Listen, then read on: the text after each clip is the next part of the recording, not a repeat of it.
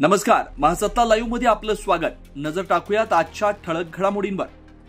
शिंदे गटाचा मदत वाटपातही प्रचार। पूरग्रस्तांना देण्यात येणाऱ्या मदत सामग्रीवर छापले फोटो। एकनाथ शिंदे म्हणाले, फोटो नव्हे मदत पहा। मराठवाड्यात अतिवृष्टीमुळे अनेकांचे संसार उघड्यावर पडले, त्यांना मदत करण्यासाठी उपमुख्यमंत्री एकनाथ शिंदे यांच्या नेतृत्वातील सत्ताधारी शिवसेनेनं पुढाकार घेतला। या प्रकरणी मुंबई व ठाणे परिसरातून अनेक ट्रक मदत सामग्री घेऊन धाराशिव जिल्ह्यात पोहोचलेत।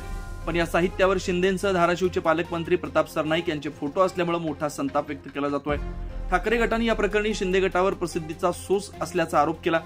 त्यावर स्वतः शिंदे यांनी त्यांना फोटो नव्हे केवळ मदत पाहण्याचा सल्ला दिला। अरुण डोंगळे यांचा राष्ट्रवादी काँग्रेसमध्ये प्रवेश। गोकुळ दूध संघाचे ज्येष्ठ संचालक अरुण गणपतराव डोंगळे घोटवडे यांनी मंगळवारी दुपारी मुंबईत राष्ट्रवादी काँग्रेस पक्षात प्रवेश केला। पक्षाचे प्रदेशाध्यक्ष खासदार सुनील तटकरे यांच्या उपस्थितीत हा प्रवेश सोहळा झाला। यावेळी वैद्यकीय शिक्षण मंत्री हसन मुश्रीफ, आमदार शिवाजीराव गर्जे, आमदार इंद्रिस नायकवडी, माजी आमदार राजेश पाटील व जिल्हाध्यक्ष बाबासाहेब पाटील आसुर्लेकर उपस्थित होते।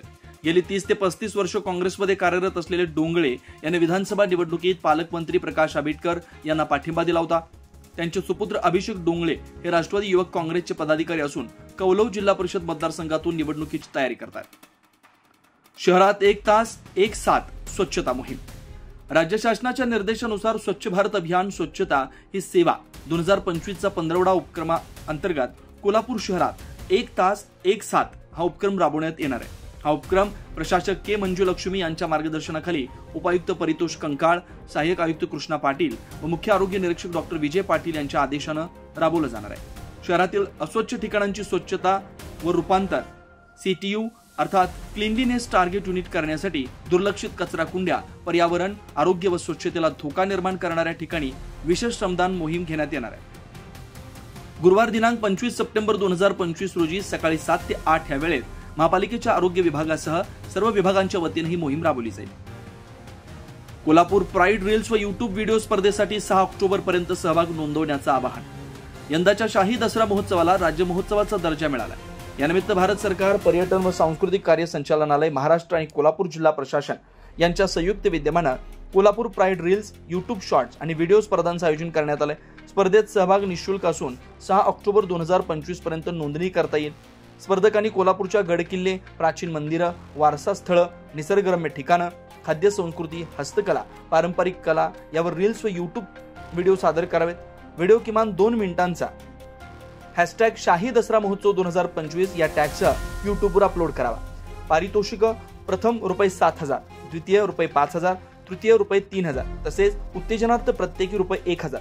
अधिक माहितीसाठी @दसरा_महोत्सव_कोल्हापूर किंवा करण मिरजकर 7709 599494 यांच्याशी संपर्क साधावा।